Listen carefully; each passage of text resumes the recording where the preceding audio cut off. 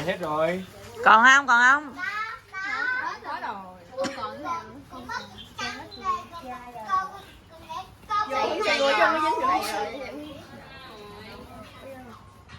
Rồi đứa nào mà chưa dính thì tôi đốt cho nào.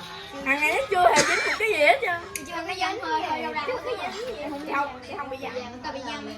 Ta cầm Đỉnh cao. Quá là hơi mạnh mẽ. phải để cái đầu chứ.